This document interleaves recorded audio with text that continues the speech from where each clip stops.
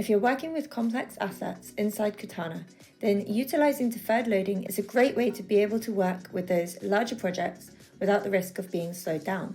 But sometimes you may want to be able to view certain assets or certain parts of your scene without it being necessary to load the entire heavy geometry.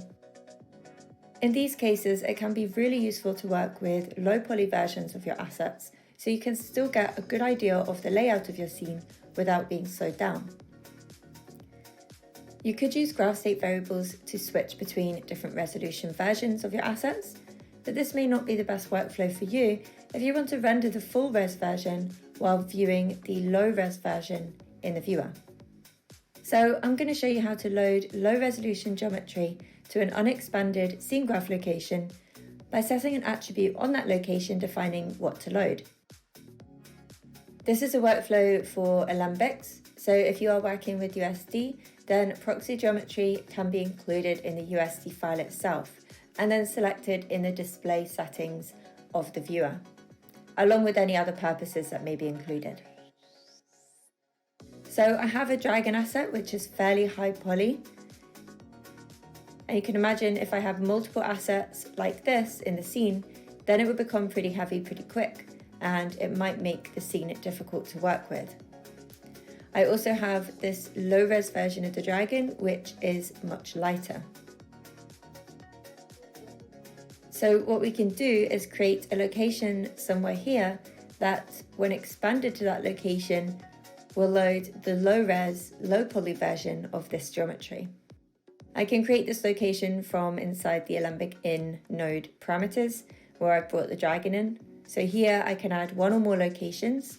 So I'll add a dragon proxy location and then a dragon location for the full version to load under.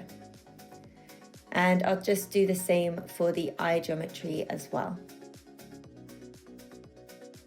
And now I just need to set the attribute.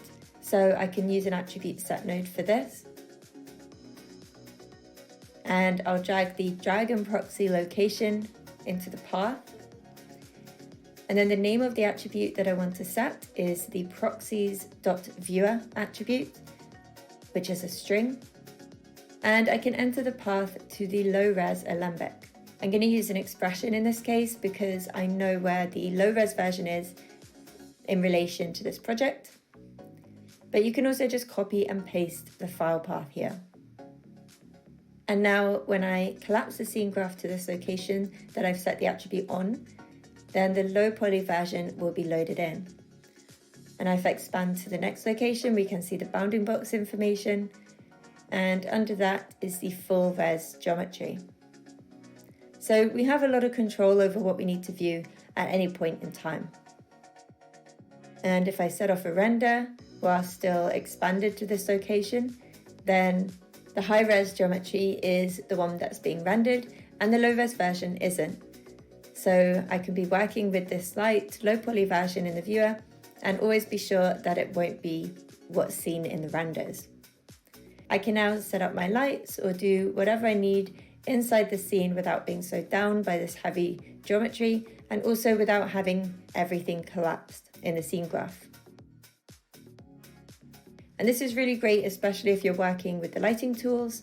So if you're moving and dragging lights around, as you need to have some geometry loaded in order to place lights in relation to your objects in the scene.